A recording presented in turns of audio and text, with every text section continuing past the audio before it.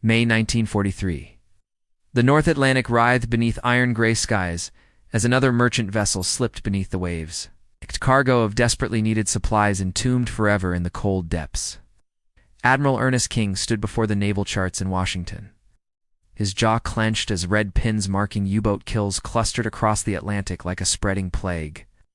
108 German submarines prowled those waters, strangling the lifeline between America and Britain, and the vaunted destroyer escorts simply couldn't be everywhere at once. The brass at the Bureau of Ships had dismissed Henry Kaiser's proposal as madness, converting merchant hulls into miniature aircraft carriers, what the press would mockingly call baby flattops. These weren't the mighty fleet carriers like Enterprise or Yorktown, gleaming symbols of American naval power. These were improvised vessels, cobbled together from tanker and cargo ship designs, small enough to slip through Kaiser's shipyards in months rather than years. Commander Joseph James "Jocko" Clark, a Cherokee aviator who'd cut his teeth at Annapolis, reviewed the specifications with growing incredulity. 492 feet long, displacement of 10,400 tons, flight deck barely longer than a football field.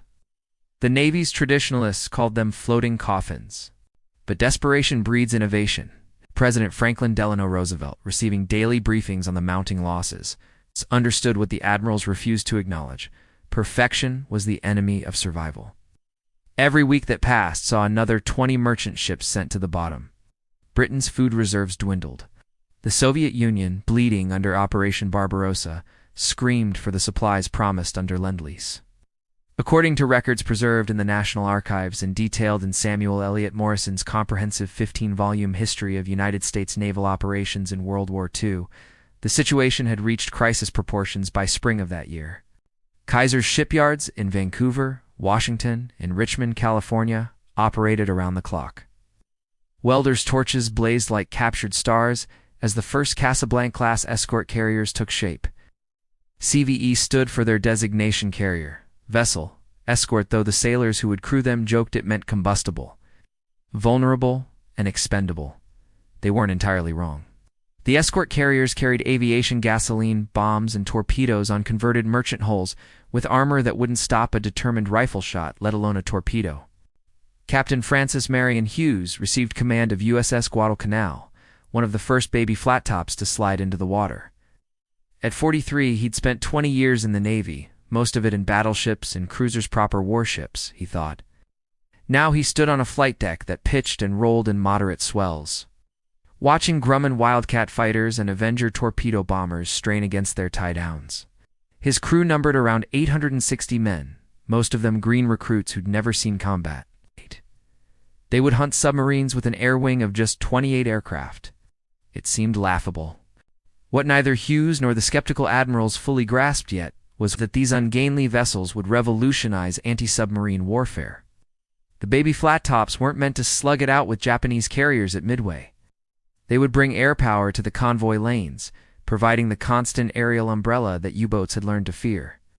When Captain Lieutenant Carl Dunitz plotted his Wolfpack tactics in Lorient, France, he calculated on striking convoys between land-based air coverage. The escort carriers were about to rewrite his mathematics. September 1943. Lieutenant Commander Daniel Gallery paced the bridge of USS Card, another baby flat top fresh from Kaiser's yards. She steamed toward the mid-Atlantic Gap, that dreaded stretch of ocean beyond the reach of shore-based aircraft where U-boats hunted with near impunity. Gallery, a Chicago native with a reputation for unorthodox thinking, had studied every U-boat contact report, every failed attack, every convoy that limped into port with half its ships missing. He saw what others hadn't. Submarines were blind on the surface, dependent on their periscopes and rare surfacing for effective hunting. Aircraft changed that equation entirely. The hunter-killer concept crystallized during those autumn patrols. Instead of tying carriers to slow-moving convoys, Gallery proposed roving groups and escort carrier paired with destroyer escorts, actively hunting U-boats rather than waiting to respond to attacks. His superiors at Commander-in-Chief Atlantic Fleet Headquarters in Norfolk granted grudging approval. Let Gallery prove his theory, or fail trying. Card's Air Group Commander, Lieutenant Commander Norman Avery Vossler, drilled his pilots relentlessly. Approach from the sun. Drop depth charges in patterns that accounted for a submarine's crash dive. Work with the destroyers, driving the U-boat up or down until it had nowhere to hide. On the 8th of October, aviation machinist's mate third-class Donald Oddie Howard spotted a telltale feather of white wake 30 miles from the carrier. His Avenger dropped from 3,000 feet, and 4 depth charges bracketed U-200. 20. The submarine's hull cracked like an eggshell under pressure, sending 50 men to their deaths. It was Card's first kill, and Gallery sent a terse message back to Norfolk. System works. Send more carriers. The impact rippled through both navies. In Berlin, Großadmiral Dönitz read the loss reports with mounting alarm. His boats reported aircraft everywhere now, not just near European or American coasts. It's the Rudel tactic. The Wolfpack tactics that had brought Britain to its knees in 1942 depended on U-boats running on the surface at night to get ahead of convoys. Now, his commanders reported constant harassment. Motor machinists mate first-class John Billings, serving aboard USS Bogue under Captain Giles Short, would later recall in his memoir published in 1982 how they'd catch U-boats charging their batteries at night, the submarine's diesel exhaust visible as heat signatures under the right conditions. The baby Flattops multiplied. By November 1943, 15 escort carriers prowled the Atlantic, each one a mobile airfield that could appear anywhere. Captain Lieutenant Werner Hank, commanding U-5-100-15, radioed back to headquarters. Aircraft coverage now continuous. Cannot operate in North Atlantic. Dönitz's response came encrypted through Enigma channels that Bletchley Park was reading with increasing efficiency. Press attacks, accept casualties. Shut down convoy system. But the mathematics had shifted irrevocably. A U-boat could sink perhaps 3 or 4 merchants per patrol if lucky. An escort carrier could hunt for weeks, her aircraft covering thousands of square miles. The baby Flattops worked in concert with destroyer escorts equipped with improved sonar, with Hedgehog anti-submarine mortars, with high-frequency direction finders that could track U-boat radio transmissions. The technological noose tightened. Lieutenant Richard Stambaugh flew his Wildcat off USS Core in late November, vectored toward a radar contact by the carrier's Combat Information Center. He found U-8-100-40-9 on the surface, desperately trying to reach diving depth. His 500-pound bombs straddled the submarine's pressure hull. Oil and debris confirmed the kill. It was Core's 7th U-boat in 2 months. The hunters had become the hunted. Admiral King reviewed the statistics in December. Monthly merchant ship losses had plummeted from over 100 vessels in April to fewer than 20. The cost? 3 escort carriers damaged, none sunk. 28 aircraft lost to all causes. The traditionalists who'd called the baby Flattops impractical now clamored for more. Victory at sea wasn't being won by battleships. It was being won by these ungainly converted tankers with flight decks bolted on top. January 1944. The frozen waters off Newfoundland offered no sanctuary to Oberleutnant Xerxes Gustav Adolf Jansen as his U-boat. The 544 surfaced briefly to ventilate her foul air. 3 weeks into his patrol, he'd found nothing but empty ocean and circling aircraft. The Americans had transformed the Atlantic into a death trap. Through his periscope during daylight hours, he watched the distant silhouettes of those cursed baby Flattops, their stubby profiles unmistakable against the horizon. At night, their aircraft dropped flares that turned darkness into deadly illumination. The numbers told a story that Dönitz could no longer ignore or spin for Hitler's benefit. In January alone, 14 U-boats failed to return to their bases in France and Norway.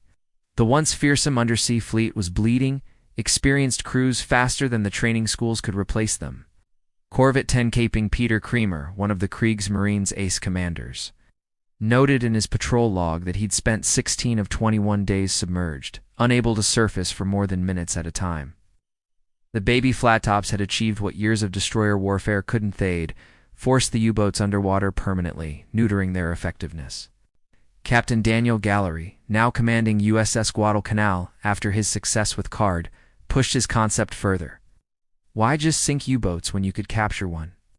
His air group had developed tactics that seemed plucked from adventure novels. Use depth charges to damage a submarine, force it to surface, then capture it before the crew could scuttle. The Admiralty in London called it impossible. German submarines had standing orders to destroy codebooks and Enigma machines before surrendering. Gallery intended to move so fast they wouldn't have time. On the 4th of June 1944, while the world's attention focused on the beaches of Normandy, aviation machinists mate second-class John Cadle spotted U-505 on the surface. Guadalcanal's Avengers swooped down, their depth charges exploding close enough to crack hull plates without puncturing them. Aboard the submarine, Captain Lieutenant Harold Lange fought to keep his boat afloat as chlorine gas from cracked batteries choked his crew. When destroyer escort Chatelaine closed to ramming distance, Lange had no choice. Surface completely and ordered abandon ship. Gallery's boarding party, led by Lieutenant Junior Grade Albert David, raced across in a whaleboat while German sailors leaped into the Atlantic. David and 8 men clambered onto the submarine's slippery deck, scrambled down the conning tower hatch, and found themselves in a nightmare of smoke, sparking electrical panels, and the choking smell of diesel and chlorine. Petty Officer Arthur Nispel, a Philadelphia electrician in civilian life, threw switches and closed valves while torpedoman, second-class Stanley Duduayak, gathered every piece of paper he could find. They had minutes before demolition charge, if any had been set, might detonate. The charges never came. U-505's crew, trained to scuttle but overwhelmed by the speed of the boarding, hadn't completed their sabotage. Gallery's men pumped water, stabilized the submarine, and passed a towing cable from Guadalcanal. For 3 days, they nursed the captured U-boat toward Bermuda, convinced every moment that it would finally slip beneath the waves. Didn't. On the 9th of June, U-505 entered the naval base, the first enemy warship captured on the high seas by the United States Navy since the War of 1812. The intelligence coup transformed the war in ways the public wouldn't learn for decades. Inside U-5-100-5, naval intelligence found intact Enigma rotors, codebooks current through July, and operational orders detailing U-boat patrol areas. Cryptanalysts at Bletchley Park cross-referenced this material with their existing breaks, closing gaps in their knowledge. Combined Fleet Headquarters could now read nearly every U-boat transmission in real time. But the baby Flattops' greatest contribution wasn't captured submarines or even the mounting kill totals. It was the psychological stranglehold they'd imposed. Dinitiz's crews, once the elite hunters of the Kriegsmarine, now left port knowing they'd likely never return. Morale crumbled. Training shortened as Germany struggled to replace losses. The experienced commanders who terrorized convoys in 1942 were gone, dead, or captured. Their replacements were boys, some barely 20, sent into the Atlantic aboard technologically sophisticated weapons they barely understood. March 1944. Kapte Lieutenant Heinrich Schroedler brought U-1-1000-20-3 into Brest after a patrol that had lasted 43 days and produced exactly 0 sinkings. In the officers' club that night, he and fellow commanders spoke in hushed tones about the Americans' new detection methods. They knew about radar-crewed sets had appeared on Allied ships as early as 1941. But this was something else. Aircraft found submarines in complete darkness, in fog, in conditions where visual spotting was impossible. The technology gap had become a chasm.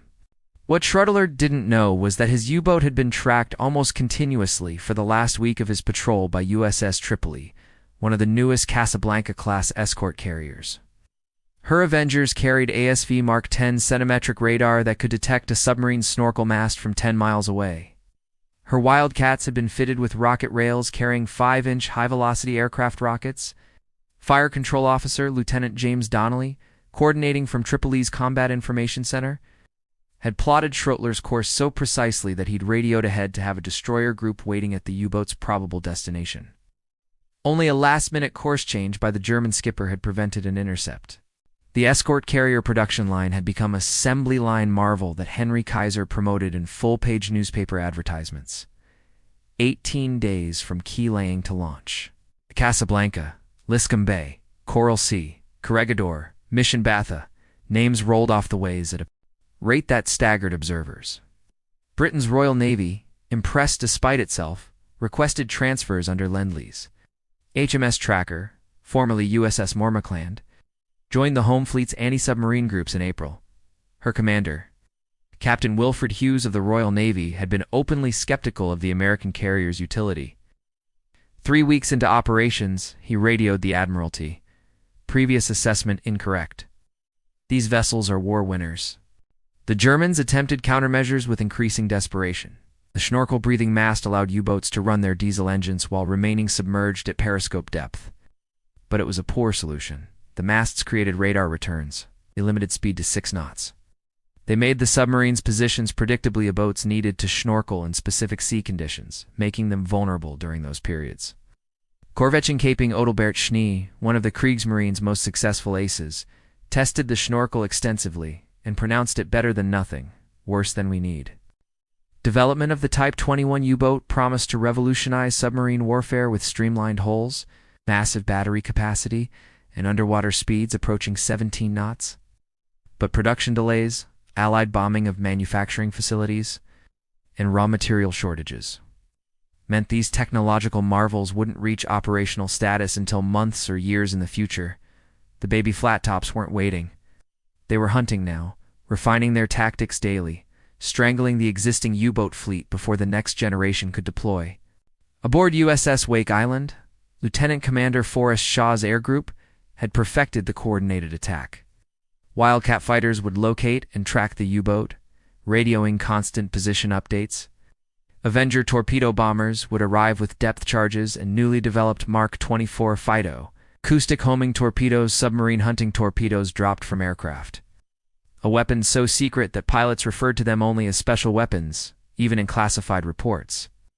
Destroyer escorts would close from multiple directions, their sonar probing, their hedgehogs ready to throw 24 contact-fused projectiles in an arc ahead of the ship. Oberleutnant Zur C. Fritsch Schneewind experienced this treatment firsthand in April 1944. His U-boat, the 954, was caught on the surface south of Iceland by one of Wake Island's fighters. Within minutes, 2 Avengers arrived. He crash-dived, reaching 120 meters depth in 90 seconds. The first pattern of depth charges exploded above and behind him, ranging shots.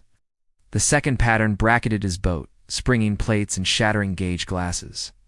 Then came the strange new weapon, its high-pitched whine audible through the pressure hole as it circled, searching. It struck near the stern, blowing off the rudder and jamming the diving planes.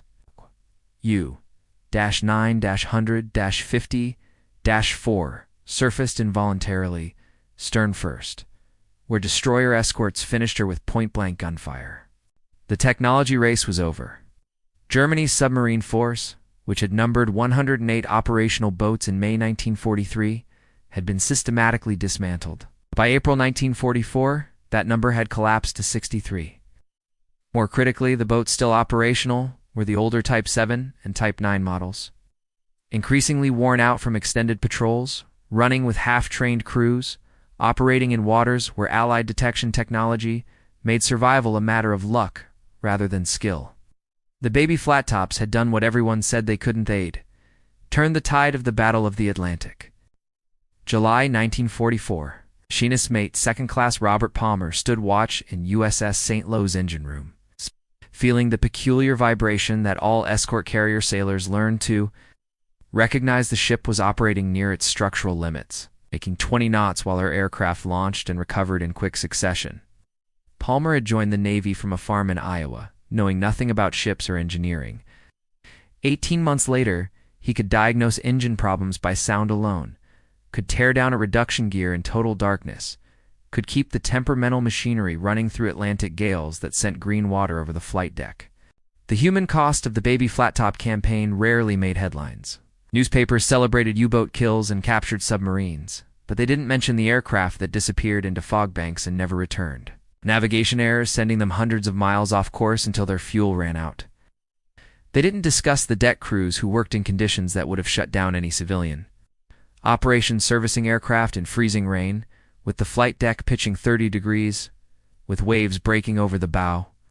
Aviation ordnanceman third-class Thomas Benton, serving aboard USS Santee, lost 2 fingers to frostbite during a particularly brutal February storm. He was back on duty within a week. According to documentation preserved in the Naval History and Heritage Command archives, the escort carrier force suffered disproportionately high aircraft losses compared to fleet carriers, Not from combat, but from operational accidents. The short flight decks left no margin for error.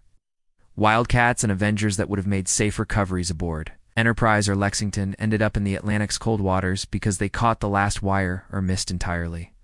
Pilot attrition from non-combat causes ran at nearly 12% annually, a statistic that Admiral King ordered classified to prevent damage to morale and recruitment.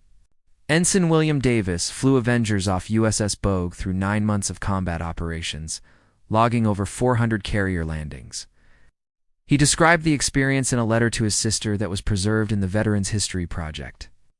Bringing an airplane aboard these baby Flattops is like landing on a postage stamp in a hurricane. You get one chance, miss, and you're swimming. The water is 38 degrees, if maybe 5 minutes before hypothermia makes you too weak to hold on to your life raft. The destroyers will try to get to you. Try being the operative word. The German submariners paid an even steeper price. Of 40,000 men who served in U-boats during the war, 30,000 never came home, a casualty rate of 75% that exceeded even the Luftwaffe's bomber crews. Kapitän Lieutenant Herbert Werner, one of the few who survived the war, wrote later that by mid-1944, U-boat commanders knew they were sailing to their deaths. The question wasn't whether they'd be sunk, but when. Yet they went anyway, driven by duty, nationalism, or simple fatalism. The baby Flattops themselves proved more durable than their critics predicted. Only 6 escort carriers were lost to enemy action throughout the entire war, and only 2 of those in the Atlantic theater.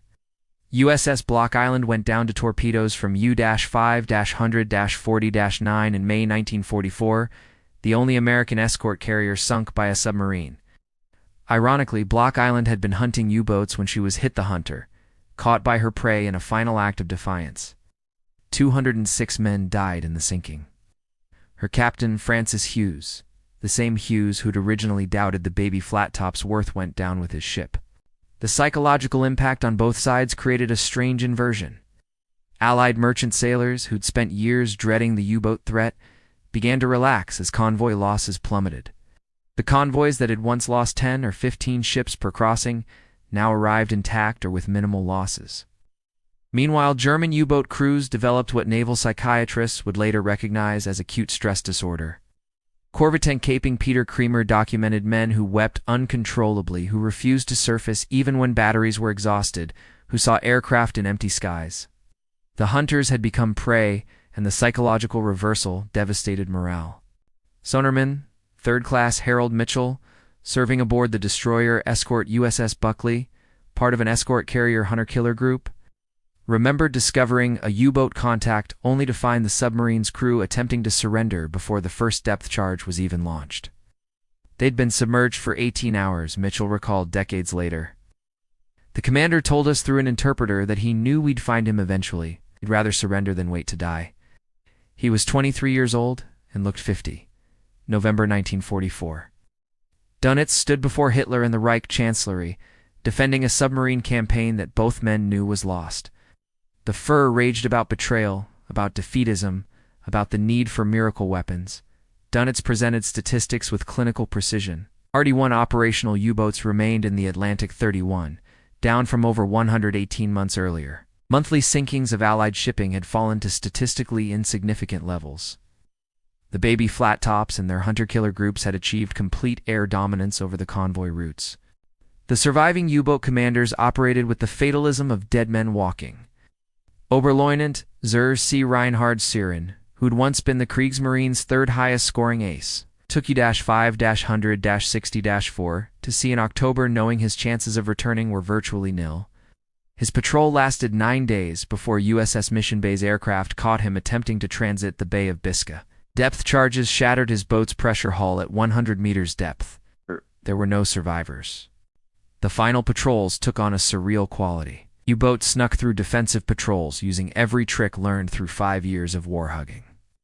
Coastlines where sonar returns were confused by rocks and wrecks, lying motionless on the seabed during daylight. Running on the surface only in the worst weather, when aircraft couldn't fly. Sometimes it worked, more often it didn't. The baby Flattops and their escorts had learned all the tricks too, and they had the numbers to cover every approach route, every hiding place, every tactical gambit the Germans attempted. Captain Archer Zadar, commanding USS Solomons, coordinated his hunter-killer group with the precision of a chess master. His Avengers flew in relays, maintaining constant coverage of a 100-square-mile patrol area. His destroyer escorts formed a picket line that forced U-boats into known killing zones. His combat information center tracked every contact, every anomaly, building a picture of submarine movements that allowed him to predict where boats would appear before they got there. In December, Solomon's group sank for U-boats in 3 weeks. The entire group achieved this without losing a single aircraft or ship. The administrative infrastructure that supported the escort carrier campaign had become its own marvel. Naval Supply Depot. Bayonne-pumped aviation, gasoline, bombs, torpedoes, and spare parts across the Atlantic in quantities that would have seemed fantastic in 1942. Maintenance crews at forward bases in Iceland, the Azores, and Scotland kept aircraft flying despite brutal weather and limited facilities. Training squadrons at Naval Air Station Norfolk churned out replacement pilots who went from civilian life to combat operations in 6 months, rushed training that produced adequate rather than excellent aviators, but adequate was enough when backed by technological superiority. The British Royal Navy, initially skeptical of American methods, became ardent converts. HMS Tracker, Chaser, Fencer, and Striker escort carriers transferred under Lend-Lease operated primarily in Arctic waters, protecting convoys to Murmansk. Their presence forced German U-boats based in Norway to abandon surface attacks entirely. Commander Vernon Bardswell, commanding HMS Fencer, wrote in his after-action report, "The escort carrier has proven the decisive weapon in anti-submarine warfare. All previous methods, destroyers, corvettes, shore-based patrol aircraft, remain necessary, but insufficient without the mobile air coverage these vessels provide." By January 1945, the Battle of the Atlantic was effectively over. The remaining U-boats operated individually, attempting to reach distant waters where Allied defenses were thinner. A few made it to American coastal waters or the Caribbean.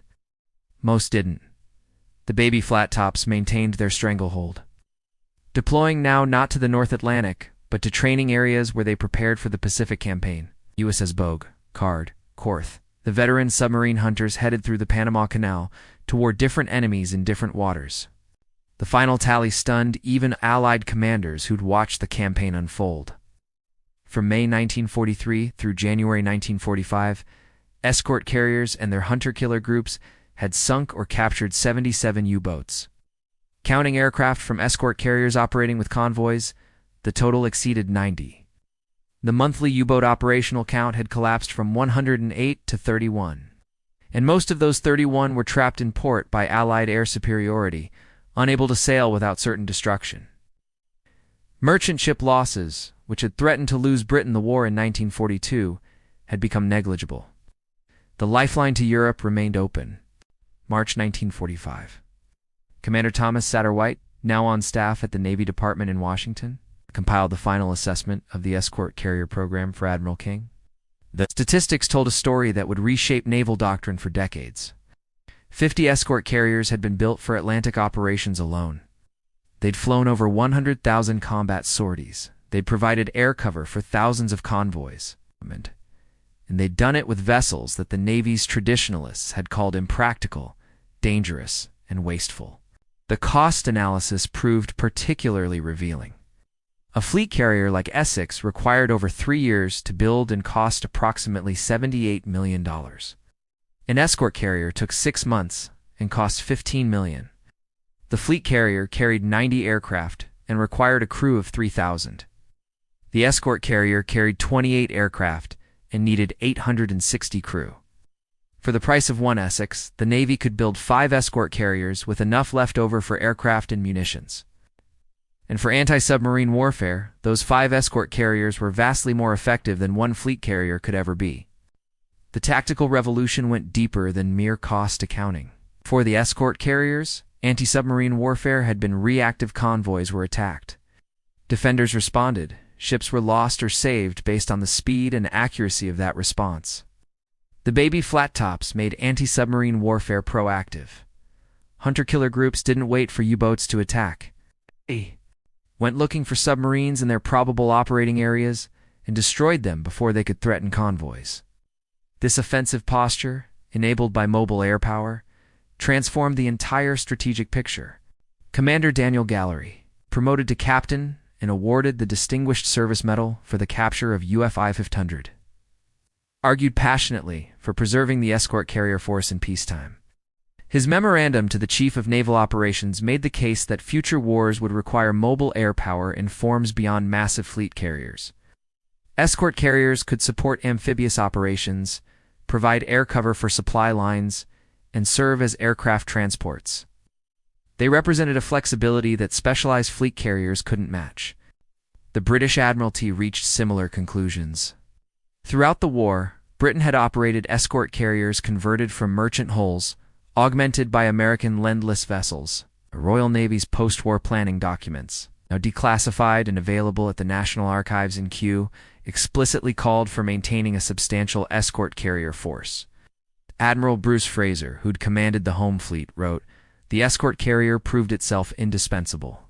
No other single weapon system contributed more decisively to victory in the Atlantic. Future fleet planning must incorporate this lesson." Yet the human dimension remained paramount. Aviation radioman, Second Class Gerald Warner, who'd served aboard USS Card through 2 years of combat, returned to his hometown in Ohio to find that nobody understood what he'd done. The newspaper mentioned returning veterans from the European ground war. Television newsreels showed liberation of concentration camps and the final drive into Germany. But the escort carrier campaign, the systematic destruction of the U-boat threat, those stories went largely untold. Warner, like thousands of other escort carrier sailors, returned to obscurity. The German perspective provided bitter confirmation. Dinitz's war diary for February 1945 contained a single damning sentence: "The U-boat war is lost." He blamed many factors: Allied radar, code breaking, the bombing of submarine construction yards, shortages of critical materials. But his operational summaries kept returning to one theme. The Americans' escort carriers made U-boat operations impossible. The constant air coverage, the hunter-killer groups, the inability to surface without detection, these had strangled the submarine fleet. Caputin Lieutenant Werner Henke would commanded U-515 until his capture in April 1944. Spoke candidly during interrogation at Fort Hunt's secret intelligence facility. His comments, preserved in declassified OSS reports, were enlightening. "We thought we understood the Americans. Big, wasteful, inefficient. Then they built hundreds of these small carriers, put adequate aircraft on them, and hunted us with systematic efficiency. We had no answer. Every tactical innovation we attempted, they countered within weeks. It was like fighting a machine that learned and adapted faster than we could respond." The final irony emerged in the post-war period. Germany's Type 21 boats, the revolutionary submarines that were supposed to restore underwater supremacy, began entering service in the war's last months. These were magnificent boats, decades ahead of their time, capable of sustained high-speed underwater operations that would have nullified many Allied advantages. None of it mattered. The Type 21s arrived too late and in too small numbers. The baby Flattops had already won the war. September 1945. The war had ended, first in Europe, then in the Pacific. At Kaiser's Vancouver shipyard, workers gathered for a final ceremony as the last escort carrier, USS Munda, prepared for delivery to the Navy. Henry Kaiser, ever the showman, spoke to assembled workers and press about American industrial might, about the can-do spirit that had built 50 carriers in less than 3 years. But behind the triumphalism lay a more complex truth. The baby Flattops represented not just industrial capacity, but a fundamental reimagining of naval warfare. Admiral King, in his final report to Secretary of the Navy James Forrestal, devoted substantial sections to the escort carrier program. His analysis, clinical and data-driven as always, concluded that the CVEs had been the decisive weapon in the Battle of the Atlantic. Not ultra-intelligence, though that helped. Not destroyer escorts, though they were necessary. Not long-range patrol bombers, though they mattered. The escort carriers, King argued, had provided the killing combination of mobility, persistence, and striking power that finally drove the U-boats from the seas. The statistical validation was irrefutable. In May 1943, when the first baby Flattops entered service, 108 U-boats operated in the Atlantic, sinking an average of 60 merchant ships monthly. By March 1945, operational U-boats numbered 31, and monthly sinkings had fallen below 5 ships. This represented a 92% reduction in threat capability. No other weapon system in the war could claim comparable effectiveness. But numbers told only part of the story. Captain Francis Hughes, posthumously promoted to Rear Admiral, had written in his final report before Block Island's sinking, "The escort carrier succeeds because it brings air power to every corner of the ocean." The U-boat commander who once felt safe beyond shore-based aircraft range now knows that carrier planes can find him anywhere. This psychological pressure is as important as the actual kills. A U-boat that spends 90% of its time submerged, hiding from aircraft, is a U-boat that isn't sinking ships. The post-war Navy struggled with what to do with its baby flat-top fleet. Dozens went immediately into mothballs at Sissoon Bay, California, their wartime emergency construction already showing signs of deterioration. Others were converted aircraft transports, helicopter carriers, even anti-submarine warfare carriers, equipped with new-generation aircraft and weapons. USS Guadalcanal, the submarine catcher extraordinaire, continued serving until 1958, participating in Cold War anti-submarine exercises that built directly on tactics developed during the Atlantic Campaign. Veterans of the escort carrier force scattered to civilian life, carrying memories of pitching flight decks, of aircraft lost to accidents and weather, of U-boats sunk and convoys saved. Aviation machinists mate Donald Howard, who'd made Card's first kill, returned to farming in Nebraska. Lieutenant Commander Norman Vosler went to law school and practiced in Philadelphia for 40 years. Sonarman Harold Mitchell became a teacher. They'd participated in one of history's most decisive campaigns, and hardly anyone beyond their immediate families knew about it. The strategic lessons took longer to permeate military thinking. During the Cold War, as nuclear submarines and supercarriers dominated naval planning, the escort carrier's legacy seemed relegated to history. But the basic insight remained valid. In warfare, presence matters more than perfection. One adequate weapon system that can be everywhere is more valuable than one perfect weapon system that can only be somewhere. The baby Flattops exemplified this principle. Modern analysts, examining the Battle of the Atlantic with decades of hindsight and declassified documentation, consistently reach similar conclusions. The work of scholars like Clay Blair, whose meticulously researched 2-volume Hitler's U-Boat War, remains the definitive account, emphasizes the escort carrier's central role in breaking the U-boat threat. Their mobility, their ability to bring sustained air coverage to previously vulnerable convoy routes, their hunter-killer tactics that put U-boats perpetually on the defensive, these factors combined to achieve victory. The German submariners who survived provided final testament. At post-war reunions of U-boat veterans, the old men who'd terrorized the Atlantic remembered many things: the fear, the claustrophobia, the exhilaration of successful attacks, the camaraderie. But above all, they remembered the aircraft. Werner Henke, before his death in prison camp in June 1945 under controversial circumstances, had written to his wife, "Tell the boys who asked that we lost because we couldn't breathe. Every time we surfaced, the aircraft came. The small carriers, the ones we thought were harmless, they killed us." The final accounting came from sources both expected and surprising. The United States Strategic Bombing Survey, in its comprehensive post-war analysis, examined every aspect of the Allied victory. Its naval section concluded that escort carriers had contributed more to defeating Germany than the strategic bombing of German cities, a remarkable admission from an organization created to validate the bomber offensive.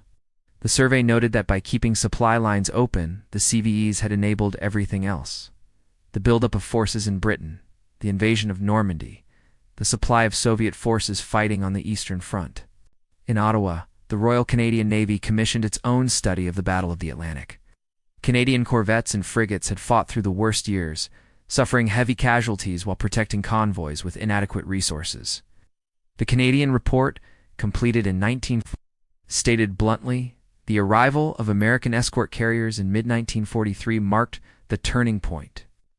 Prior methods, convoy escorts, shore-based aircraft, evasive routing, could only limit losses. The CVEs allowed us to eliminate the threat. The baby Flattops legacy extended beyond military history into industrial and organizational theory. Business schools would later study Kaiser's production methods as exemplars of rapid prototyping and iterative improvement. Each successive escort carrier incorporated lessons from earlier vessels. Design modifications that would have taken years in traditional naval construction were implemented in months. The result was a product that, while never perfect, was always adequate and constantly improving. Lieutenant Commander Daniel Gallery, eventually promoted to Rear Admiral, became one of the Navy's most effective advocates for unconventional thinking. His capture of U-505 demonstrated what audacity and careful planning could achieve. His post-war writings on naval strategy consistently emphasized adaptability over tradition, results over process, pragmatism over doctrine. The baby Flattops, he argued, embodied these principles. The Navy brass had called them impractical because they didn't fit established patterns. But war demanded results, not conformity to peacetime assumptions. The human cost remained sobering. 388 men died aboard the two escort carriers lost in the Atlantic Block Island and Liscum Bay, though Liscum Bay was lost in the Pacific. Aircraft accidents claimed another 212 lives. The cramped, dangerous conditions aboard the baby Flattops, their thin armor, and volatile cargo of aviation fuel and munitions meant that when disasters occurred, they were catastrophic. Yet compared to the merchant sailors, they protected thousands saved by keeping the convoy routes open. The exchange was brutally favorable.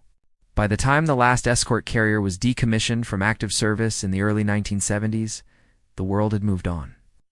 Nuclear carriers displacing 90,000 tons now patrolled the seas, carrying jets that could strike targets hundreds of miles away. Guided missiles and sophisticated electronics dominated naval warfare. The baby Flattops seemed quaint, relics of an analog age. But their fundamental contribution remained unchallengeable. They had broken the U-boat stranglehold on the Atlantic, enabling Allied victory in Europe. The comparison that opened the story from 108 operational U-boats in May 1943 to 31 by war's end presented more than statistics. It represented the systematic destruction of Nazi Germany's most effective strategic weapon. It represented thousands of Allied merchant sailors who lived because their convoys reached port safely. It represented the millions of tons of supplies that sustained Britain, armed the Soviet Union, and equipped the armies that liberated Europe. In the end, the Navy brass who called the baby Flattops impractical had been right in their way. The escort carriers were impractical by peacetime standards, too slow, too vulnerable, too cramped, too crude, but war doesn't reward peacetime thinking. The CVEs succeeded precisely because they abandoned the pursuit of perfection in favor of adequate capability delivered in overwhelming quantity. They were good enough, and there were enough of them, and that proved decisive. Admiral Ernest King, never one for sentiment or exaggeration, wrote in his final assessment, "The escort carrier program must be counted among the most successful improvisations of the war. In 18 months, these vessels transformed the Atlantic from a hunting ground for U-boats into a death trap. They demonstrated that naval power properly conceived need not require decades of development or billions in expenditure. Sometimes the right tool at the right time, produced in sufficient numbers, is worth more than any amount of sophisticated capability that arrives too late." The sailors who served aboard those baby Flattops, now aging veterans scattered across America and the world, carried their own assessments. They remembered the fear of landing on pitching decks in darkness, the exhaustion of round-the-clock operations, the grief for shipmates lost. But they also remembered the satisfaction of hunting U-boats successfully, of protecting convoys, of knowing their ungainly ships had changed the war's outcome. Aviation machinist mate Robert Palmer, speaking at a veterans reunion in 1983, perhaps captured it best. "They told us our ships were floating death traps. They were, but we sailed them anyway, and we won. That's what mattered." The baby Flattops that the Navy called impractical had reduced the U-boat threat from 108 operational submarines to 31. They had kept the Atlantic lifeline open during history's most desperate naval campaign. They had proven that innovation, mass production, and aggressive tactics could overcome technological sophistication and tactical excellence. They had, in short, won the Battle of the Atlantic not alone, but decisively. And in doing so, these ungainly, improvised vessels had secured their place among the most effective weapon systems ever deployed in naval warfare.